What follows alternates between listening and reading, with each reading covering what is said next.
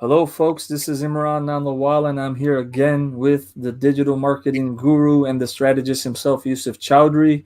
Today, we're going to be discussing how to build a web page that converts. We're a few minutes early, so we're going to give everyone a couple minutes to get situated and tune in. So be patient with us for the next couple minutes, and we're going to get started.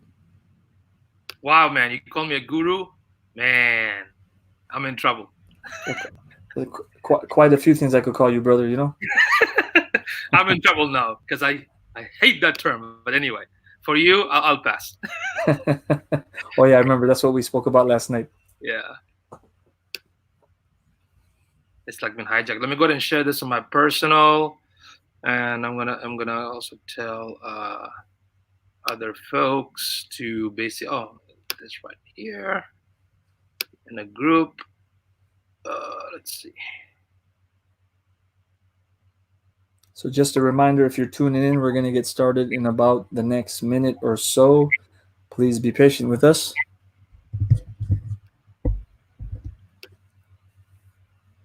Yeah, watch party. The good thing is if people can also do like a watch party, that's also like a good thing. Mm.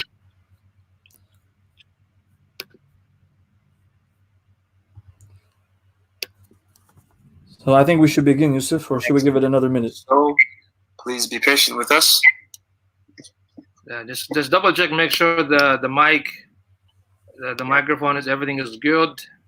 Yeah, we're good. We're good, brother. Okay, let's see. Let me just share on my personal as well. Okay, and let me send this. Some of the audience send me a message. Show me the link. Okay, I am live. We are.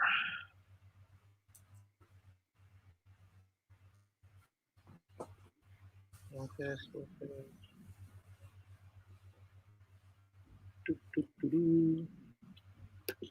let's see. Let's see. And typically, when people ask question, it usually pops on the. Yeah, yeah. And All we right. can bring the question straight onto the screen.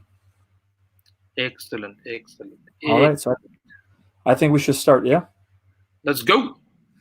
Welcome back, folks. Again, this is Imran Nanlawala of Digital Learning Partners and the Walla Way, and I'm here with the digital marketing expert, not guru himself, Yusuf Chowdhury. And today we're going to be discussing how to build a web page that converts. Just to give everybody a recap, last week we had our first session because of COVID-19. A lot of people are home, a lot of people are out of work, and more specifically, small business owners are scrambling to figure out a way to stay relevant, to stay engaged, to stay engaged with their clients. So we came up with a few points from a marketing perspective on how you can stay relevant and what are some of the things that you can do. So before we discuss the topic at hand today, which is building a web page that converts, let me go over the points from last week. Number one, in terms of advice to small business owners, check your local resources. Right, there are a lot of local agencies, not-for-profits, and governmental bodies that are offering different resources, whether it be money, loans, or free training. Number two, enter online groups. If you go to Facebook or Instagram, there are so many online self-help groups and people who would be willing to help you in your problems. Number three, we discussed the benefits of purchasing online ads on Facebook, LinkedIn, Instagram. Number four, we talked about SEO and what SEO is and being patient with SEO, because in order for search engine optimization to work, it takes time. Number five, we talked about collecting data and then using that data for number six, making changes to your offering and your digital presence. Number seven, we discussed the importance of digital real estate. So we talked about website, just having a website, what your website should have, remembering that you have an audience in mind and you want to optimize your website for your audience. We talked about having a call to action on your website. And number eight, and the most important tip that we gave is relax and learn. So yes, it's a time for learning, but it's also a time for relaxing. There's a lot of additional stress at this time, whether it be health scares, the fact that we've lost revenue in our small businesses or whatnot. But at the same time, the situation is what it is. So this is the time that we can use to learn, do continuing education, better our health, better our mindsets, and go forward like that. So Yusuf, one more time, my friend, how you doing? Very good, man. Always, always great. Always great, excellent. And today This is what we're going to be discussing, yeah? Yes. So, last time we talked about the importance of having digital real estate, and I think we're talking about social, whether it be a social media presence or a web page. But talk to us very quickly. Why do we even need a web page? If we're small business owners, medium-sized business owners, if we're influencers, whether we're selling a service or a product, why do we need a web page? That is an excellent question, my friend. Okay. Thank you. So, simply because it's about ownership.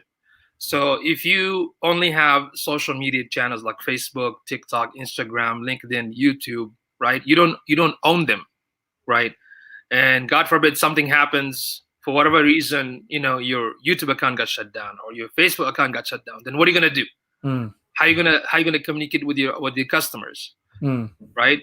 But having a website, you have to think um, about the website in terms of your actual real estate. Like this is your property, right? If you own it, you can move it anywhere you want. You can do anything you want with it, and you can point all the customers back to your website because your website will have static information about your company, your product, your services, and it's a way for your customer to basically connect with you. And if you have one, they will realize that you are actually in business and not a hobbyist. okay. Everything cool? Yeah. Oh, okay. Okay, so I guess it just emphasizes that point of having a signature, digital real estate. And like you mentioned, it's a way for your end user, whether that's a podcast subscriber or a client or a customer, whoever it may be, to make sure that they can connect with you. They know what your goods and services are. Yeah. And it's a way for them to always receive updates and whatnot. So now let's go straight to the point at hand. Or I guess, let's take one step back. I wouldn't say that it's a coincidence, but it's not also ironic. But now we're in a situation where we're forced to be at home and we're forced to talk to one another via digital means. We have no choice but to have digital real estate. Whether we're in the business of educating people, whether in the business of selling certain goods, even schools right now are scrambling to make sure that their digital tools are working the right way so they can stay in contact with their clientele, their students. So I would say that this is a perfect time to learn how to build even a simple website. But you need, in today's day and age, you need a digital signature. Your clients live online. They want to find out about you online. So let's get straight to the topic at hand, my friend. Building a web page that converts. How do you want to start off this presentation? Excellent. So I'm going to start with some concept first because this is a very common mistakes that I see even in 2020. I see this common mistake with any prospects that steps into my office. Right? It's a very common issue, and that is they just don't understand how to approach the website, or they don't understand what is the functionality and the objective of the website. Right? Because there's some misinformation out there. So what I want to point out that you as a business owner, or if you want to start a business, or if you want to start a new project, you do have to think first of all that all of us are connected online. Just the fact of life, right? But you do have to understand that there are three elements that you always have to approach the business with, right? And that is to identify your target audience, okay, optimizing your website. And I'm going to talk about each one of them in detail. And the last one is paid and organic targeted traffic. Okay, so you always have to think from this perspective. Whether you start a new project, new skill, or you have a brick and mortar business. Now I'm going to take it to, let's say, on the digital side of things. So I got to think about target audience, optimizing the website, what is paid and organic targeted traffic. Okay, so the first point, when we talk about target audience, this is very important because if I'm going to, again, let's say if I am a Microsoft server consultant, right? So let's say I help with setting up Microsoft servers to specific businesses, let's say doctors, then what kind of doctors, for example, right? So I do have to identify who is my customer that is going to buy my product and services or even interested in my product and services. Does that make sense, right? Absolutely. So it is very crucial that you do have to do the research to figure out in the digital marketing um, business, in our so-called digital marketing business, we call this buyer's persona. So we try to identify who is the buyer's persona for a particular client. We look at their age, we look at their location, we look at their gender, language, we look at their spending power, what's their interest, right? The stage of life they're in, and why these matter. Because, for example, if I'm going to sell a car, let's say Honda car parts, for example, right? I'm not going to target a 5 years old for that. Makes sense? If I'm a Honda dealer, let's say in San Antonio, Texas, in a specific location, I'm not going to market myself in Dallas or New York. Do you see what I'm saying? If the majority of the people that come to my mechanic are male versus female, then I'm going to probably market to large number of males, for example. If I'm here and the majority of my customers are English based, or my website going to be built for English speakers, then I'm going to use English only. If it's Spanish, then I'm going to use Spanish and English. Then I also have to understand their spending power. What's their income? Are they able to afford my services? Are they able to afford my products? Right? And what else they're interested in beside my product and services? Are they single? Are they married? Are they engaged? Because all these has some sort of factors on your target audience and their behavior on how they can basically end up buying your product and services. Make sense? So you do have to really figure out who is my customer. Let me paint a picture. So what if now you gave the Honda parts example? Say you get the city right, you get the language demographic right, but say you're selling Honda parts to people who buy more luxurious cars. Then what happens in that case? Well, then you have to target the audience that buy luxury parts. So right now, let's say I'm only selling Honda parts for the Civic Honda and the Acura Honda. So all that product, all the information going to be targeted towards them. So when I build the site, when I talk about it, I'm addressing them. Make sense? But before even addressing them, I have to also figure out what else they look for when they go online. What are they searching for something similar to my product and services? And this is where the SEO part comes in. Right? But initially, you have to spend time, like a lot of time, to figure out who is your audience. And this is a very common mistake. Like when I ask my customers or potential customers, who's your audience? And they tell me everybody. I'm like, I haven't seen Everybody's Magazine. I don't know. Have you seen Everybody's Magazine before? We are going to start it. Remember, you and I? I haven't seen one. If you've seen one, man, let me know. Okay. Let's see. There's a comment here. Very good. This information is really helpful for getting a new startup. That's a thumbs up there. Okay, thank you. So the first thing is, when we think about if you have a board, just type target customer, right? Who is my ideal client? I need to understand my customer so I can target them, right? And they can find me, right? So that's the first step in the research. The second step in the research, you have to ask this question yourself: what challenges, what pain points, what problems are you solving? There you go. Yeah. Absolutely. What challenges, what problems they're going through, so I can be the solution. So right now, let's look at the situation right now at this crisis, right? So for the restaurant right now, people they're not going to be dining in. So how can I keep it consistent, right? If people love my Italian food or Chinese or Indian or Greek, now I'm going to offer delivery or pickup, right? So I'm going to use my social channels. So I'm going to use my website even. I'm going to even write an article about how, we can still provide you the service because you still love this food, right?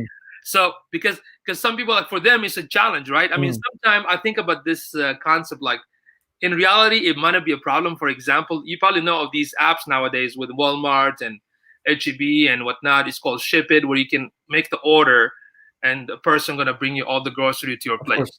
So from my upbringing perspective, I don't consider this a problem, but for some people, it could be a challenge or convenience, right? So that convenience could be a challenge for them, or a pinpoint, or something they're looking for a solution.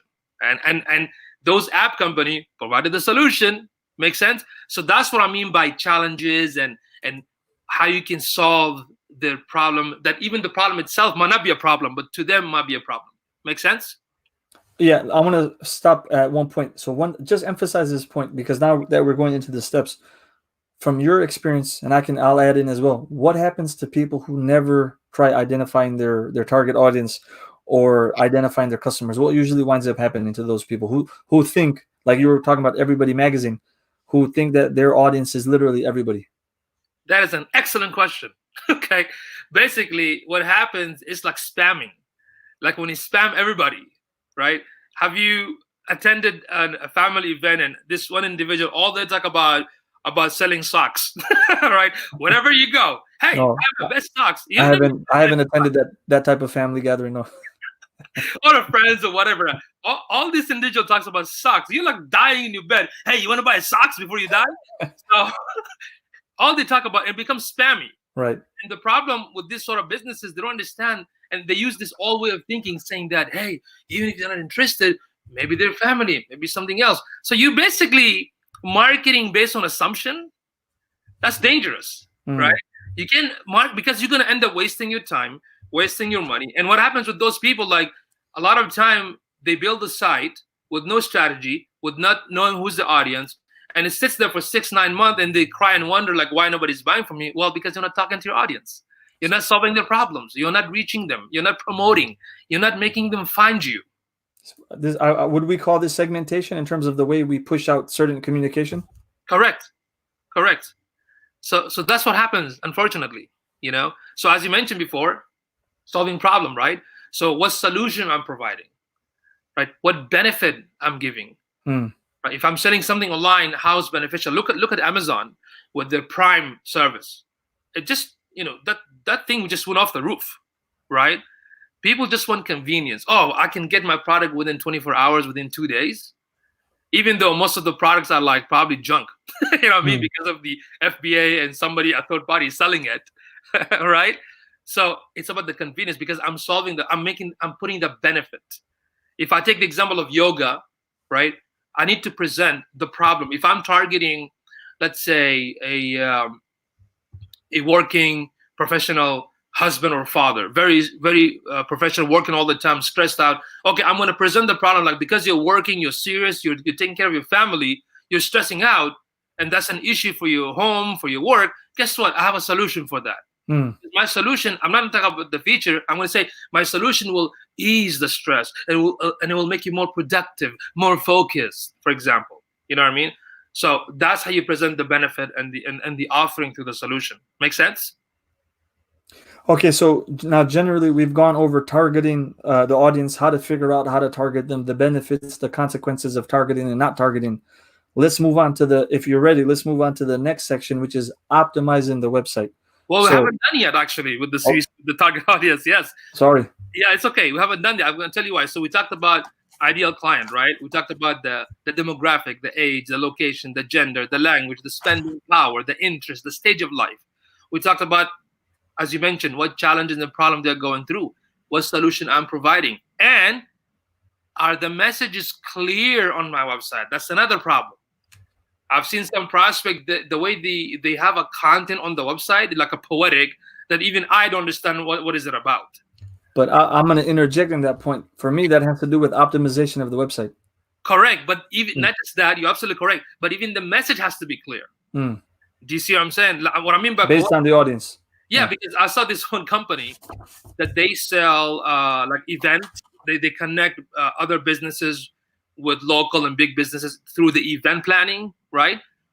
But when I read the website and saw the video, nothing there meant about the event. It was so confusing. I mean, in English, nothing about the event and what they do. They want to be so artistic and poetic. I'm like, you're not gonna get the audience that are looking for you. The search engine's not gonna understand it. The normal human being not gonna understand it. Do you see what I'm saying? So the message about your business, about your product and services has to be high school English. Okay, unless if you're targeting big pharmaceutical company, that's a different story. Okay, now since we able to understand what does target audience mean, the most common question I get, okay, Yusuf, how can I research? Right? How can I research my audience? So the first thing is that, again, we're going to talk about the simple practical steps, right? The first thing you can do, you can go to Google and just type, let's say I'm going to start a yoga business. Just type the word yoga and see what the autocomplete pops up. What other words comes up? What kind of website shows up? Are these websites similar to what I'm going to provide, right? Look at the people also ask section, when you scroll down, what else people ask about this topic, about this niche. Then you scroll all the way down, it says, other searches, right? That's one way to find out, to kind of understand what the customer are looking for. Secondly, you can use this free Chrome extension. It's called Keywords Everywhere. Okay, keywordsEverywhere.com. It has a Chrome extension and Firefox. This one will give you a variety of variation of key terminologies, key phrases that you search on Google on the right-hand side. And you can click download Excel files. You have a variation of all these keyword, because keyword helps you to understand what people are searching, right? Then step number 3, in terms of the research, you can use Google AdWords, or specifically within the Google AdWords, there's a tool called Google Keyword Planner. It's free. Everything I'm sharing with you guys right now, it's free for you to use, okay? So Google Keyword Planner, it's free. You can select the city that you're in and tap the word yoga, and you will see how many variation of key terminologies are showing up and what kind of website showing up for those terminologies on the Google search. What's that example you gave again? Yoga, for example. Yoga or real estate, mechanic, whatever you want to put. It will show you a variation of the most popular terminologies within your city. You're giving that example a lot, my friend. I'm sorry? You're giving that example a lot. Yeah, I mean, that research. Okay. So that was number 3. Number 4, Facebook ads. We all have Facebook access. And because you have Facebook account, guess what? You have access to the Facebook ad manager. When you log into Facebook ad manager, again, you can select your city and tap the interest. If I tap the word yoga, it will tell me, like example, in San Antonio, more than quarter million of people in San Antonio are interested in yoga. And it will show me the gender. It will show me their spending habit. It will show me what kind of posts they like most. So I'm getting some data right now, right? The last one, this is also like old school, and that is create a survey. So you can go to surveys.withgoogle.com. It's a free survey form. You can make your own questions and share it with your friends and family. Share it on your social channels. Share it with anybody you know, and get a feedback about your product and service. Okay, excellent. So are these all things that you believe they should do preemptively? These are things they should do as they're building their web. Let's keep it in perspective. We're not talking about someone who has an existing digital business. We're talking about small business owners who want to migrate to the digital world. Excellent question. This is for beginners and for existing, because for the existing, if they don't know how to approach the internet or the digital marketing, they think they know their customer, but they need to find out, what do their customer type? Correct. What do they look for? Where are they at? So these are some of the simple stuff that's not going to cost you anything, because it's all free. It's going to cost you your time only. Okay. So my recommendation is, if you already know your audience, you can write it down. This is my audience, but also utilize these tips that I shared with you guys and use them to find out exactly what's going on, because you are going to use them to market it. Remember, target customer, website optimization, paid and organic target traffic. So this research of your audience can also help you to market them. So it's all interconnected. It's not separate. Makes sense? Yeah, this first step in terms of identifying the target audience, it all seems data and research driven. Yes. Which is good. You need data. And this is, again, like we spoke about maybe last week or yesterday on Instagram Live, that any aspect of life, it mimics other parts of life, right? So whether it's health, nutrition, digital strategy, digital branding, everything is the same, right? In the sense that research and data, it identifies and influences any aspect of almost any business, any way of life. We were talking about yesterday, exercising, weightlifting. You do the same exercise over and over again, your body adapts. Correct. So, yeah, cool. Okay. Basically, this is like math never lies. 2 + 2 is always 4, right? No matter what you do, right? So, and the data is like math. And it baffles me where so many, again, this is a common mistake where people make changes on the website, changes on something. When I ask them, okay, what does your analytics say? What does your data say? They have no clue. Okay, why would you make a change if your data doesn't show you what's happening in the first place? So From the time of the research, you're going to be connected to this information, because when you optimize the website, which is a different subject right now, you're going to implement it there. When you market it, it's all implemented, and it never disconnects. Mm. The first step is you gotta identify who is your audience. Okay. All right. So are we good to move to optimizing of the website now? Step number Let's do it. So when we think of web pages, the first thing that comes to my mind is the opening scene. It's like a movie, right? The opening scene, the first thing that you see on the first page. So is that an accurate representation of what is important? Absolutely, because your first page or the above the fold is like a billboard. If the message is clear, you capture the audience. If the message is confusing, you're gonna lose them. You only have like 2 seconds to make that impression, right? There is a book that I highly recommend if anybody want to get into user experience and web design by Steve Krug, Krug. Steve Krug. It's called "Don't Make Me Think."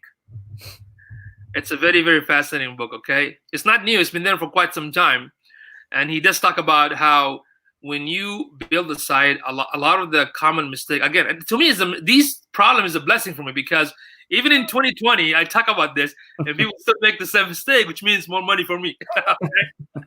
So, from identifying the audience, right?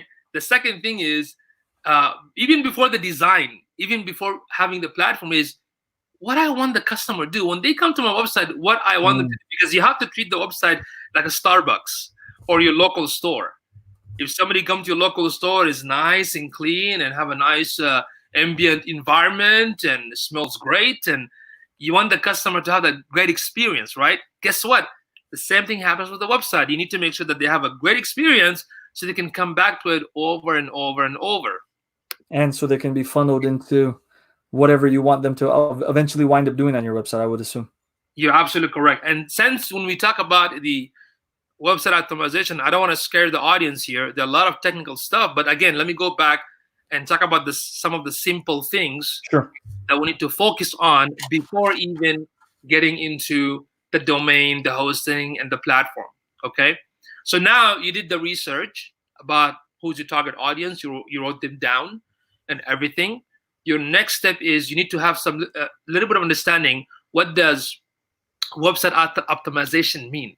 The purpose of optimizing the website is to attract your target audience so they can take an action, whether that action can be a conversion for a sale or a product or a service, or collecting the name and email addresses or getting a phone call, right? So there's a technical side of things behind the optimization. But let me tell you 5 questions, and this question is very, very important.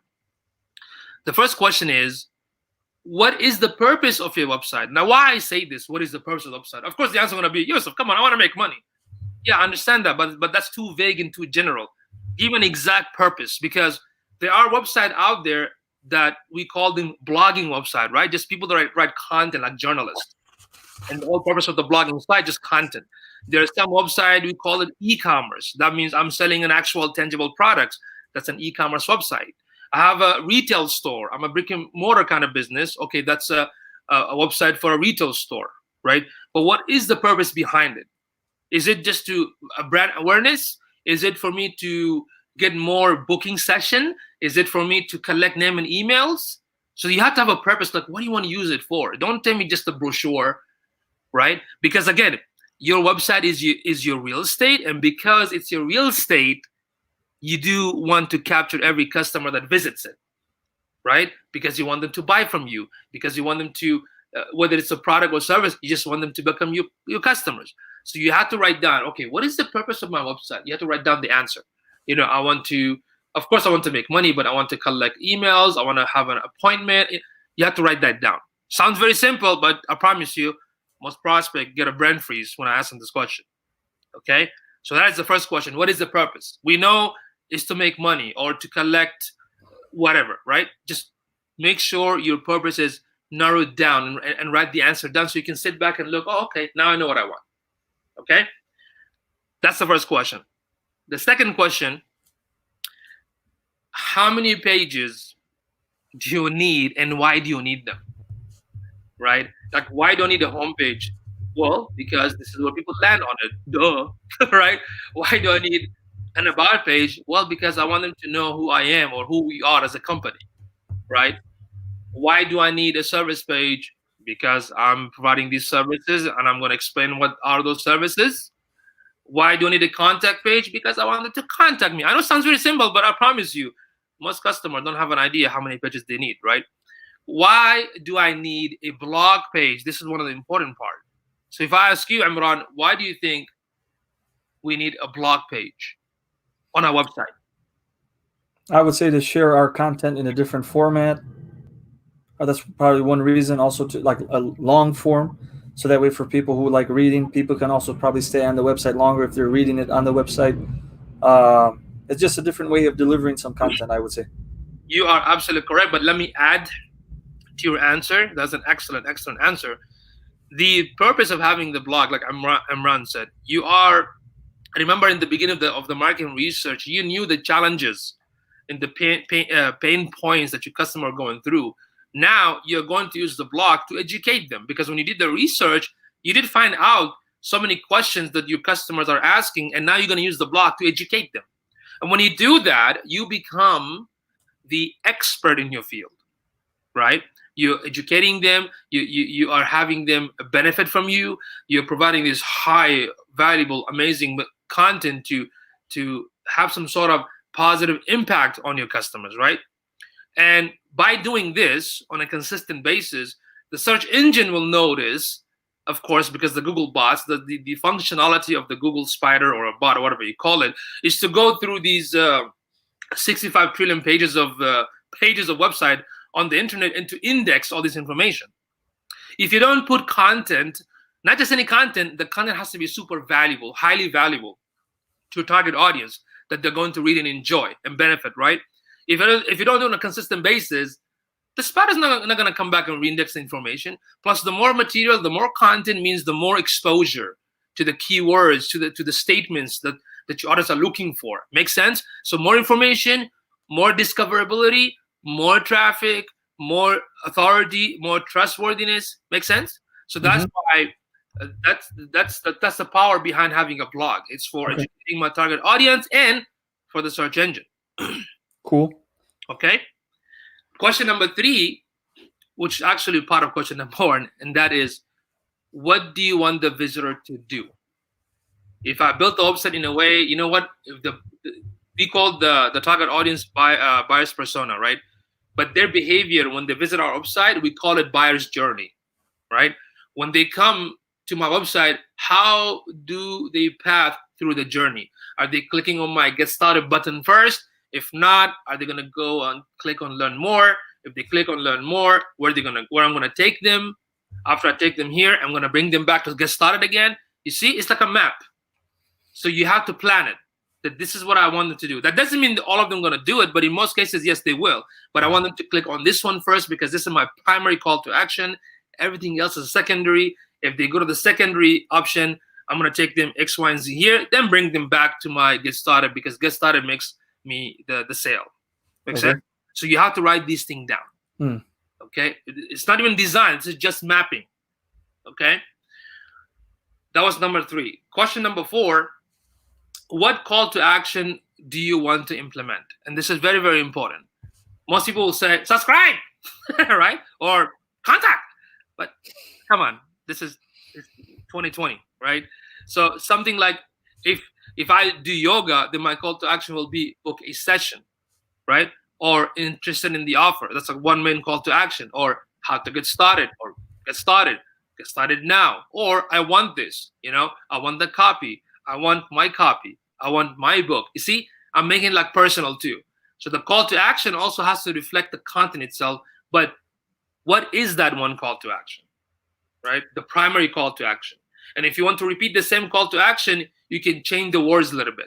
But when people click on it, it will take them back to that exact same form. Okay? Very, very important to know exactly what is your call to action.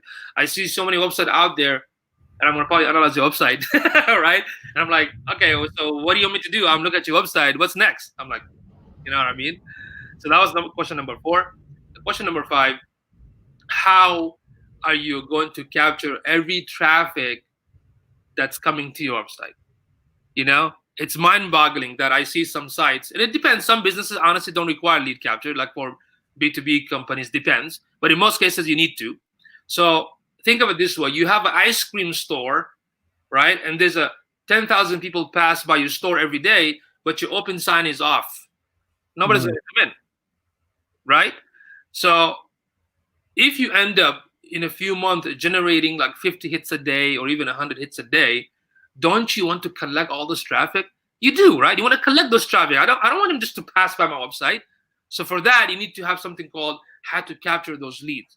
So you Mm. can use third-party companies like Mailchimp, MailerLite, Aweber. Use these systems so it can capture the name and email addresses. But of course, the capture is not going to happen just by passing the website. It will happen through you giving them an offer.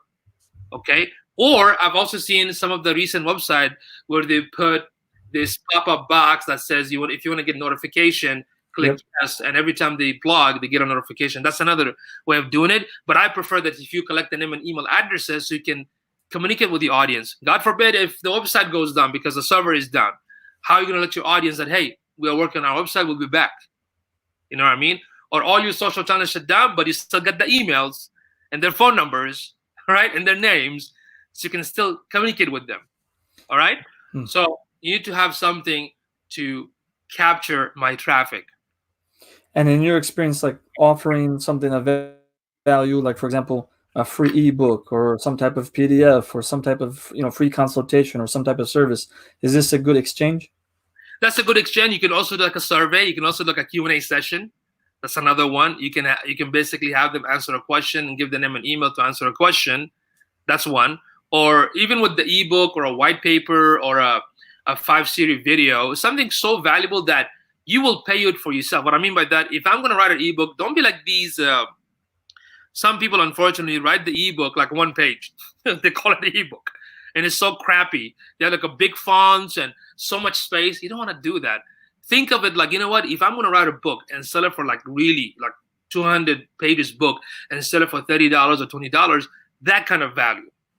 So if you want to give something really, really good. High value. Yeah. It has to be very high Yeah. value, not something like cheesy. Like some of my value is like in one of my personal websites, I tell audience like, are you struggling with your website, right?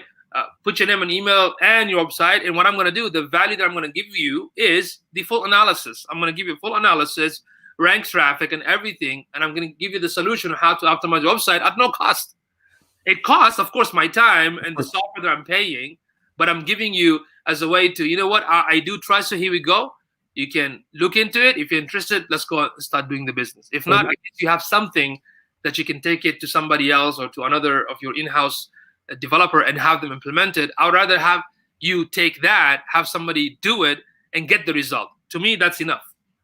I mean, so the value exchange is they get a great service for free or near free, and Yes. hopefully you get a phone number, an email address, and potentially and possibly a client. And even if they don't become a client, maybe they refer you to others because of the great free service you give them. You're absolutely correct. One of the best companies that actually provide the best ebooks is HubSpot. Yep.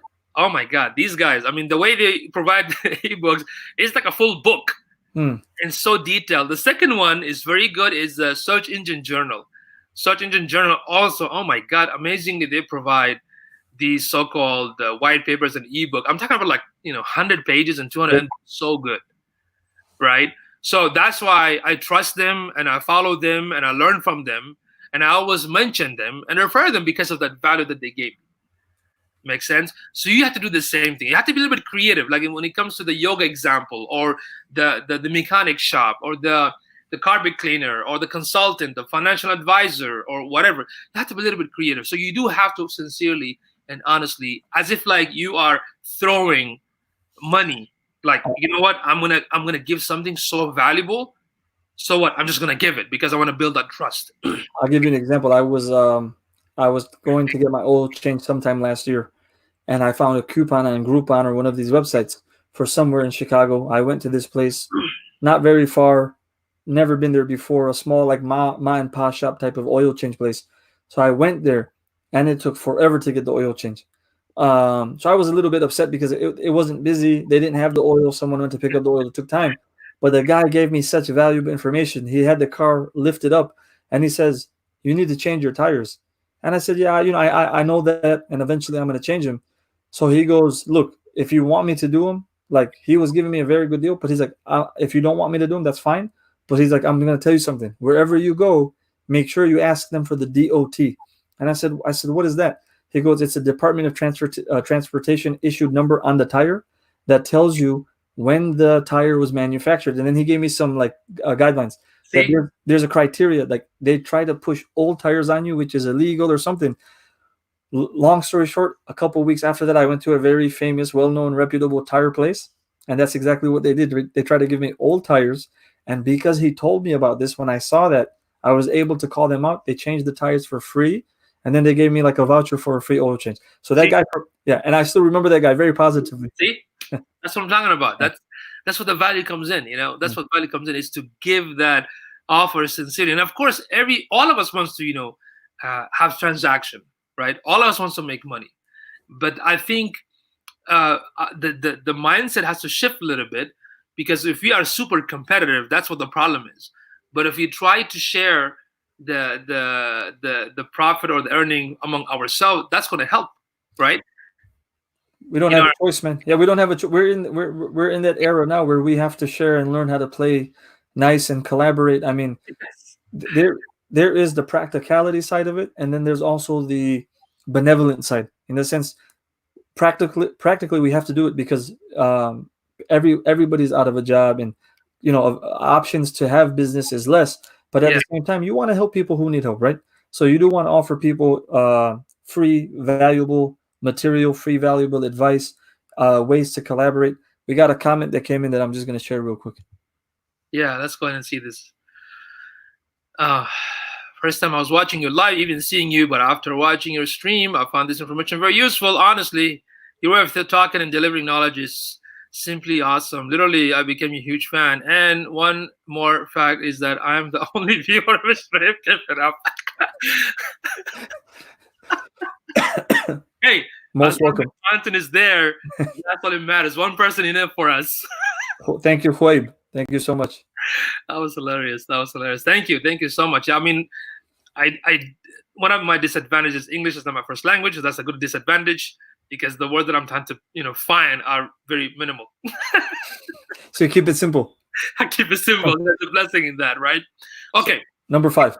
so that was number 5. You Yeah. have to capture That, your leads. Okay. that was number four. Number 4, no. Number 4 was the call to action. Number 5 was, how are you going to capture leads, Gotcha. right? And like some of my clients don't even have lead capture, because based on their the type of business. Like I have some clients who are in like a clinics, like a medical business establishment. For them, sometimes they don't require email, because when the patient comes in, they got all the information through that, and they use those email to have some sort of classes and training and whatnot. So it depends. Make sense? I don't Right. want to say that every site should have this, but in general, I would say based on your business, based on the nature of your niche, I would say in most cases you do, but in some cases there's no need for it. Okay, Mm. people tell you, look, everyone should have it. That's not true. Okay, so these are the 5 questions that I want every beginner and existing business to think. Okay, now another important fact, and that is when you have your website live and ready. We talked about in the beginning the target customer, the optimizing the website. We're still talking about the optimizing the website. Then, of course, the paid and the organic target traffic. Uh, we have to understand that for my website, there has to be some type of attraction of my target audience. That means my target audience going to be attracted. What I mean by attracted, not like, hey, you look good. What I mean by attracted, like coming to the website, okay? Like coming to the website, correct? So target audience coming to the website, and when they come, I have to build it in a way so I can capture them, or have a specific primary call to action, or I wanted to do something. And once you capture them, if you're going to talk about question number 5, once you capture them, let's say, like Imran, you said, give them something with super high value stuff, right? Once you're done, you're not going to stop there. You got to send them on a weekly or monthly basis more awesome content, case studies, and resources. Take them back to your social channels, because now is the time when you capture the name and email addresses. This is a time where you need to not sell. This is a time you need to nurture them.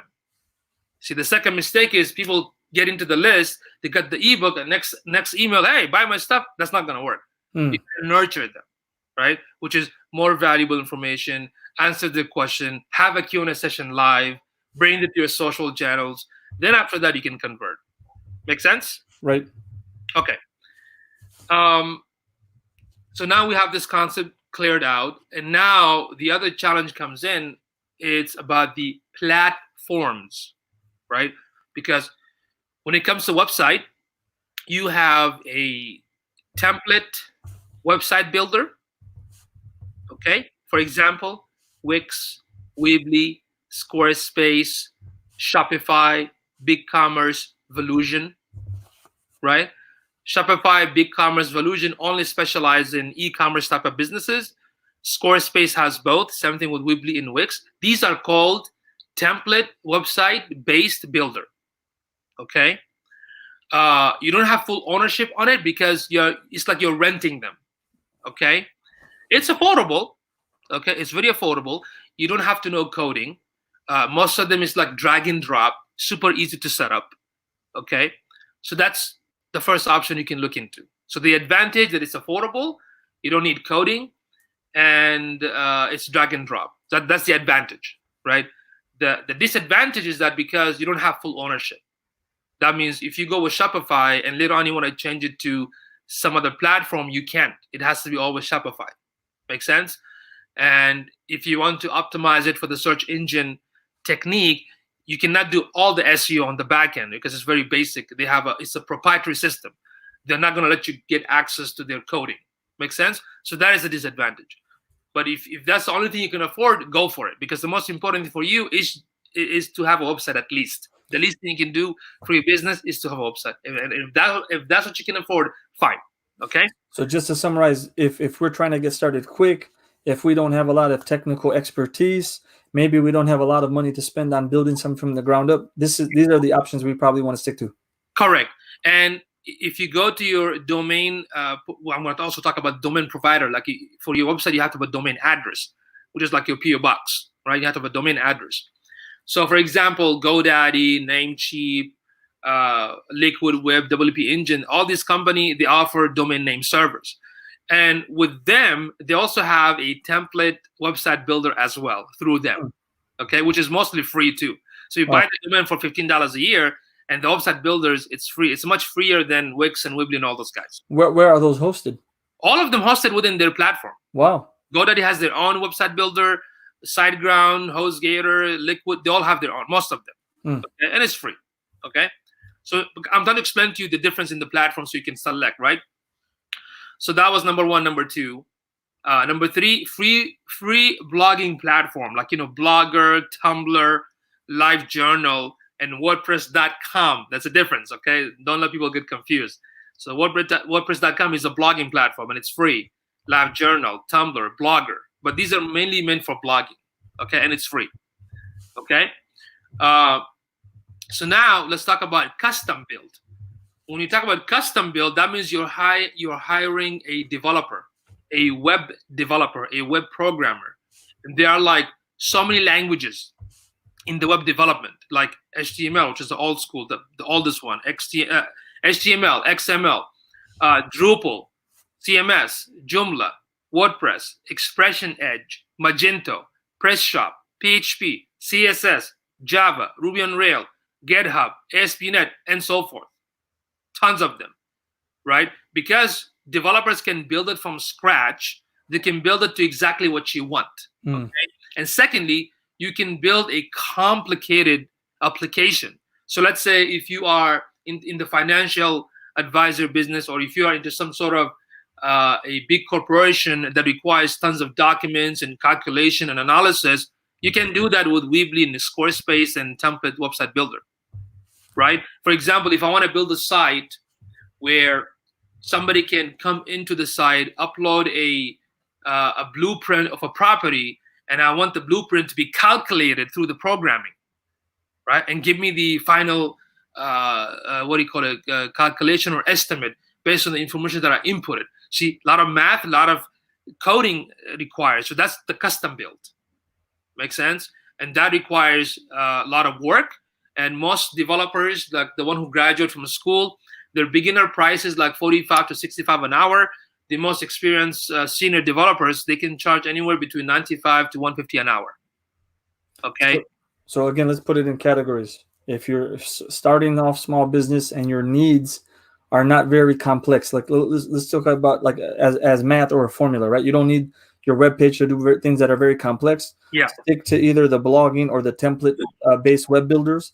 Yeah. WordPress, Squarespace, etc. But if you have a very niche market and you need your website and your presence to do something very specific, like you said, upload blueprint documents or do XYZ, you may have to go with a custom made solution.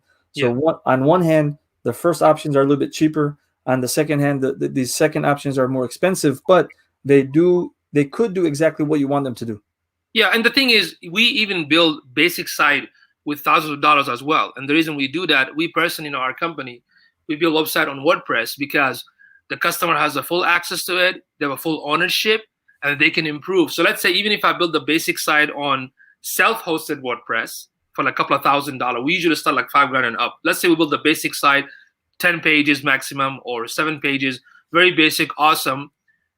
But the customer has a full ownership. And if they want to improve, if they want to add later on a membership feature, a forum, or an application, because the business is growing. But with the growth, they can add more stuff, right? That's why even with the simple one, we as a company, we build the simple one even as custom. Make sense? This is just to let everyone know. Make sense? But for folks out there that for now just want to start something quick and under the affordability, you can look at these options. Because after the custom, so we talked about the template website, domain provider also have it, the free blogging platform, and the custom build website. And now the last one, self-hosted WordPress. So the self-hosted WordPress is in between. What do I mean by that? I can buy the domain from, let's say, GoDaddy, for like most of the domain costs like $10 to $15 a year. Yeah. But I can get it for $1 if you use. There's a trick to it. Let me share this trick with everybody. Okay. There is an awesome extension called. I can share this with you, right? Yeah. Post it. You can post it directly in the comments. Okay, let's go and put in the comment. This extension here is called Honey. Okay, so join Honey. Let me put it in the comment. Can I post in the comment? It doesn't let me post in the comment, but let me give you in the private comment. So this is one. And the other one is, because I'm all about saving, right? Helping people to save, right?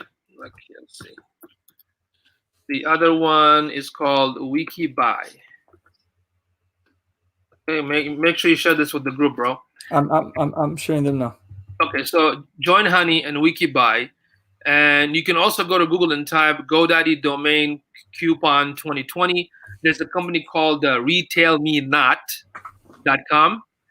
Retailmenot.com. They have a bunch of coupons. But the cool thing about Join Honey and WikiBuy is that whenever you purchase a domain from any provider, these two extensions automatically will populate the coupon for you. So you can save money. So a lot of time, if you're a brand new going to buy the domain name from GoDaddy, you can get it for $1 for the first year. Okay. So let's say you buy the domain name, which is the name of your business. We're going to have to talk about the domain in a few minutes too. And you're going to also pay for the web hosting. Why? Because this is where you're going to host your website. When you do that, you have the option of all these programming applications to build a site. We use WordPress, so we use the word, because WordPress is built on PHP language. So we install the WordPress, then we customize it. So we use our customization on the WordPress itself. WordPress, in WordPress, the cool thing about WordPress, you don't have to know the coding. So if you know the coding, you can use the coding area. And if you don't know the coding, then you can just use, add pages, posts, and something you can do it by yourself. And there are tons of videos out there. If you go to YouTube and type WordPress for Beginners 2020, you will see a bunch of them out there. Okay, so this is something that I recommend, even for beginners sometime too. I do recommend that they should build it on self-hosted WordPress, because when the business grows, it will grow with it. Okay, And the reason I mentioned all these platforms just to give you options, right? But me personally, I'm going to be very biased because I built on self-hosted WordPress for most of my clients. That's what I recommend, right? Okay, so now we've talked about the platforms, we've talked about the advantages and disadvantages of certain platforms. I think you've made it very clear that if people are looking to grow their website, right, it's even advantageous for the, even though, like, for example, I don't like WordPress. I'm not saying I dislike it, but I see that for a lot of our clients, Yeah. other options work. But for sure, without a doubt, on WordPress, there are so many extensions, plugins, etc. Like, there's a learning management plugin. There's so many e-commerce plugins. There's a video subscription plugin. So I think you probably hit it on the head in the sense that as your business grows, you own that data, you own the back end of it, and you can continue growing that offering. Yes, and you're absolutely correct. And I also want to mention this, that the thing is about, you have to think about, excuse me, you have to think about ownership. Because with Wix and Weebly, you can buy the domain from GoDaddy and use the Wix system. It's like a proprietary, right? So you don't have full control. If you don't pay, they're going to stop it, for example, right? And if you want to expand your business, if you want to add like a membership or something complicated, you cannot do that in the future, right?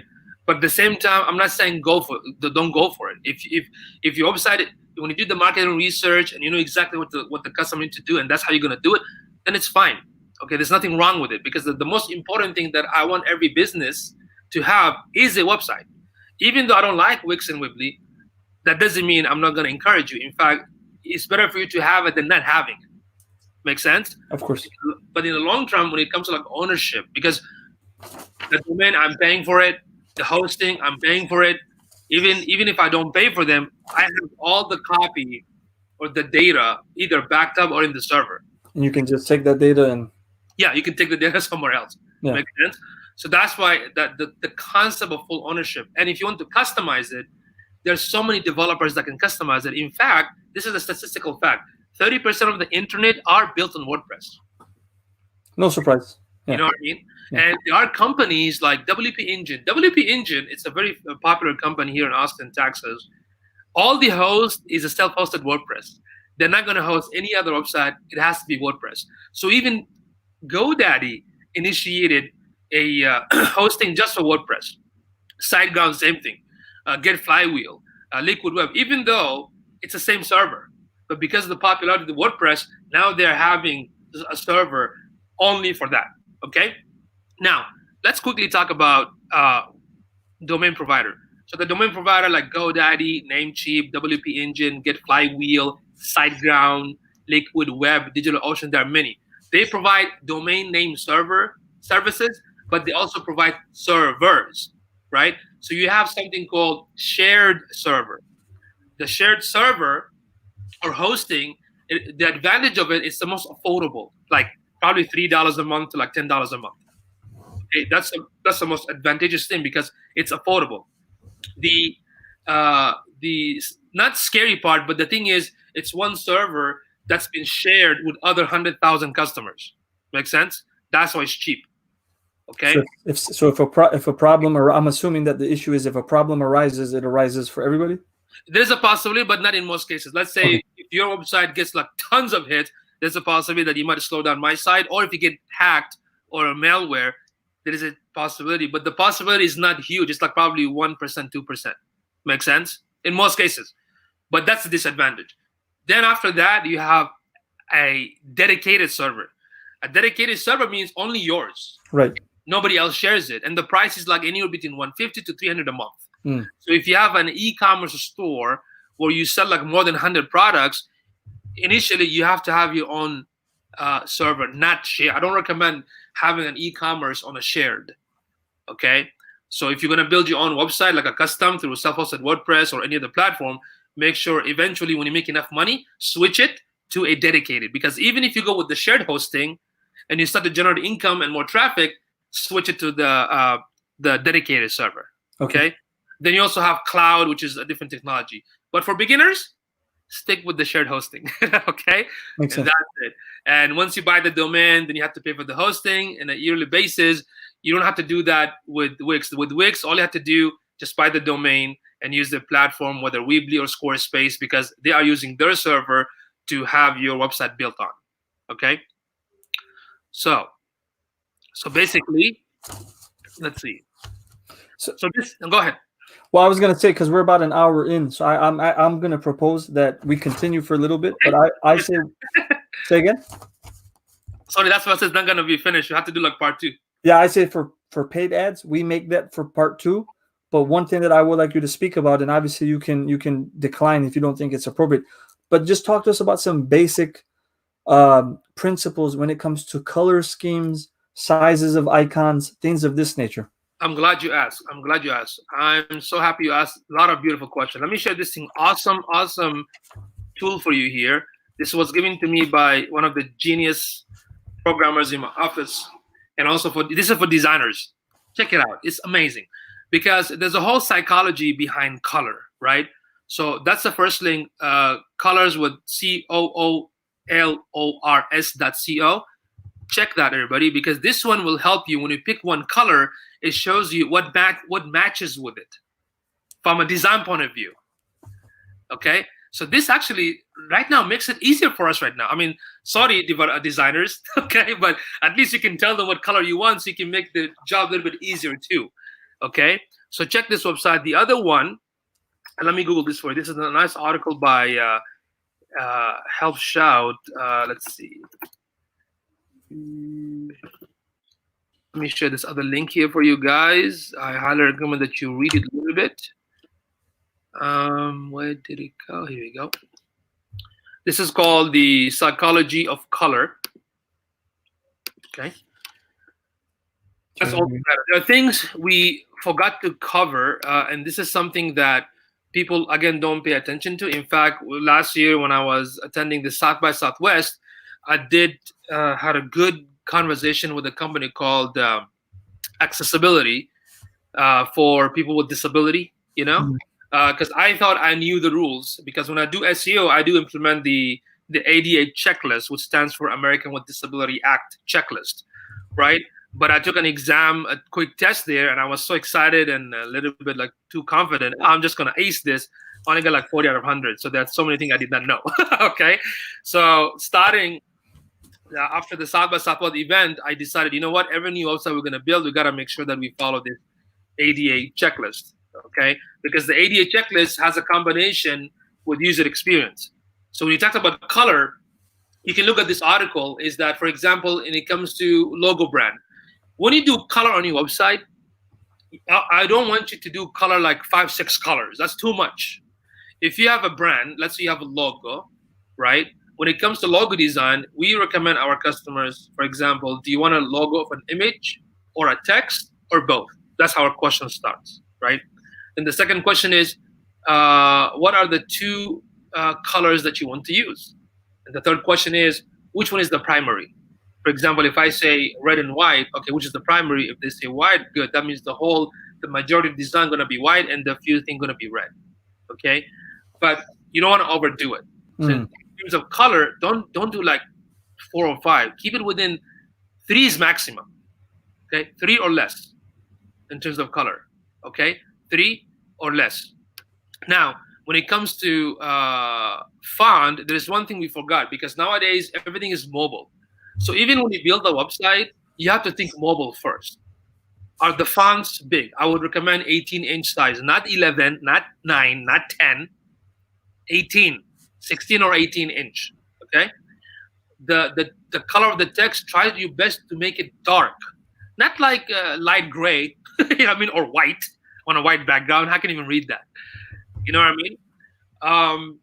You gotta make sure that the phone numbers are clickable.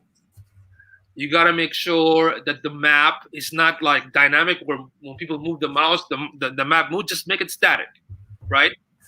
You have to make sure that it's fast, the navigation is easy for viewers to navigate. If you have a contact box like name, email, address, submit, make sure you can use the tab. If I don't want to use the mouse, I can use the tab, right? And if you think about it from the perspective of a blind person, how would my website going to be easy for a blind person, for example? Like, how are they going to see this sort of thing? Because the simpler you're trying to make for a blind person, that means for other people that are not blind, they will also have a good experience. Do you see what I'm saying? Does that make sense? Right? Yeah, absolutely. So some of the ideas that I would recommend, for example, like a checklist, right? I would say something like, you mentioned this before, that the design, the visual has to reflect the audience. The content has to reflect the audience, right? The content is accurate and is easy to understand. The text, as I mentioned, it's big. Uh, if you use an image on a website and the image has a text, don't do that. What I mean by that, if there is an image that says click here, but there is no a text behind the image that says click here, don't do that, because the disabled person, their software doesn't know what that image is about. Mm. So how can they click? Mm. Right? If you upload any images, make sure the images are high quality, 72 dpi, but the size of the images should not be more than 1 megabyte. This is a very common mistake with a lot of photographers out there. Your size of the file in JPEG should be less than a 1 megabyte, at least 300 kilobyte or 500, but not 1 megabyte or more. Does that affect the speed or the loading time? Yeah, you're right, because it slows down the sound on the back end. Mm. Okay? When you upload images, even though the keyword doesn't matter, but it's good for organization. What I mean by that, if I upload an image of an elephant, I'm going to say elephant.jpg. Okay, not for the SEO, just for organization, right? But what matters, there is something called alt text or alternative tag. So this is basically saying that if I upload a picture of an elephant, I'm going to say this is an image of an elephant or a picture of an elephant. Okay, that's called alt tag. Okay. If you have a video, if you are going to post the video to YouTube, then you're going to put the video on yours as a blog. Make sure you have the transcript of that video. Okay, not just for the people with disability, but also for search engine to basically grab those content and bring the spider back to re-index it, and that means more discoverability, more traffic coming towards you, right? And if you have a video with the transcript, make sure the video itself has a captioning. Okay, and avoid pop-up.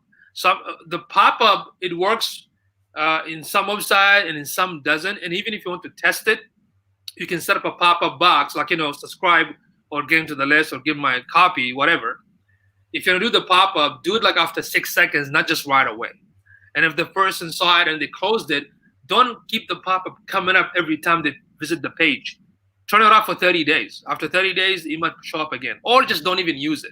There are other ways for you to collect name and emails without the pop-up. So we recommend that now don't use the pop-up. If you have a video on the website, make sure it's not auto-played. Okay? Give the audience an option for them to play it. Okay? Good. So you can also have your phone number bigger in size so they can see it. Anything that is important, like the phone number or call to action, has to be visible. If you want to ease the experience of the customer, guess what? Add a chat support, like the chat box on the bottom, because you want the customer to interact with you easily, because the customer going to interact with you through phone, through sending you a contact, or through the chat support. So if you do your best to provide all the venues of communication with your audience that visit the website, why not? So what I would say is, for next time, why don't we start our next episode off with looking at a few sites? Yeah. So as we finish talking about optimization of websites, we can take a look at a few that work, that don't work. Yeah. Get some suggestions, and then in that later part of that episode, we can talk about the paid ads. What do you think? Yeah, we have to talk about basically paid and organic targeted traffic, because if your website doesn't get the targeted traffic, you're not gonna make anything. It's gonna be a dead silent ghost town, because traffic is so important. But again, not all traffic are equal. Make sure the traffic are the one that my customer are finding me. And once they find me, what's next? Now we're going to talk about how the website is supposed to be built. Your strategy. Okay, I want them to click on get started. Then I want them to come here. Then I want to go there, right? Because I'm bringing them in, right? Then you have the Google Analytics and the Google Search Console to collect those data. Because if your plan doesn't work, maybe the color of the call to action is not good. Maybe I change it to green or red. Maybe the copy is not good. Let me tweak it a little bit and see what happens. So I'm gonna summarize real quick some of the things that we discussed today. Yes. So essentially, today's presentation was on a web page that delivers, and we talked about our web pages being our digital property, right? Hmm. And this is a way for us and a means for us to connect with our customers. Everybody's connected online. We said there are three key categories of this, which is identify your target audience, optimize your website, and a discussion that we're going to have on paid and organic traffic, paid ads and organic traffic. Yes. In terms of number one, identifying a target audience, we have to assume our buyer's persona, demographics, buying power, etc. We talked about a whiteboard exercise that we can do, actually writing these things out. As Yes. you mentioned, most people freeze when you ask them about this because they've never given this a consideration. Um, what problems are you solving is something that you should think about. We talked about segmentation, having group people in different groups, and then the research component, researching who your audience is by using Google, by using these different Chrome extensions, that give us more insight. Google Keyword Planner, Facebook Ads Manager, and even creating a survey. From there, we went on to optimizing our website, and the first banner of the website is like a billboard. We have a couple seconds to attract and capture people's attentions, and we have to figure out what do we want our customers to do. So, optimizing to attract, so the customer can take an action. We had number one, what is the purpose of the site? Number two, how many pages do you need and why do you need them?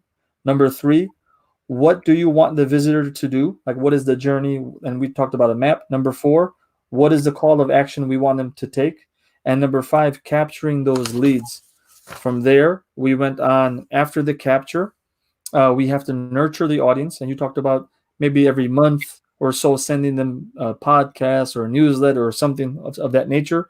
From there, we talked about the different platforms on where we can have our websites. We had a template-based web builder. Number two, a blogging platform, free options that you mentioned many. And number three, custom built, where you have to hire a developer. And number four, the one that you advocated for, which is a self-hosted WordPress. Um, we talked about domain providers and how the domain providers, were the people that let you buy the domain names, also provide you the service of hosting your website. We talked about the difference between a shared server versus your own dedicated server. We talked about a few free tools which we shared on the comments, because obviously now we're talking about the actual design and optimization of the website, what colors, what sizes, etc. And I made a list saying that in terms of this category, the color, the size of the different boxes and the text, the scalability, the interactivity, and the accessibility are probably the most important features. Awesome. Good, man. That's good. I love it. So if you finish us off, man. We're about an hour and 12 minutes in. I'm gonna give you the last word for about a minute, and then I think we're gonna we got thank you so much. Good night. So are you gonna sing him a lullaby? Yeah, maybe. So again, don't freak out. Trust me. It's sometimes our mindset, because just because I don't know calculus doesn't mean calculus is hard. It just I don't know how to do it, right? so, so breathe and understand that Imran is here and I'm available. Send us question if you get stuck. I know your best friends is YouTube and Google, and you can find all the answers. And that's what I do. When people ask me a question, I Google it myself and I give them the answer. Okay. So you'll find all this information. Just let us know what you need. But the most important thing, take action and don't worry about the perfectionism, right? Don't worry about you have to have everything. Start from wherever you want to start. Just go from there. Okay. And folks, just to remind everybody that we'll be going live probably most likely every Sunday, maybe even Okay. more. We'll see. Good. But I think Yusuf and I will go live on Sundays around this time, so somewhere between 2 and 4 p.m. Central Time. We'll mark it at least a few days in advance. Yeah. But again, part of this is we want to be able to disseminate and give out free information. We're all struggling, we're all hurting to an extent, and we are all one global community in the sense that we're all here to make each other's lives easier and help one another. But if you do need any additional help, Yusuf, where can they find you? Just look me up, Yusuf Chowdhury. You can Google me. You can connect with my Facebook, Twitter, Instagram, everywhere. And LinkedIn. And LinkedIn, yeah. Yeah. And likewise, if you guys need anything from me, let us know. But we're going to be going live every week. And we're going to be going over many, many different things in regards to marketing, website building, social media, etc. So once again, Yusuf and I, we thank you for joining us. And we'll see you guys next time. Bye, everyone. Bye, y'all.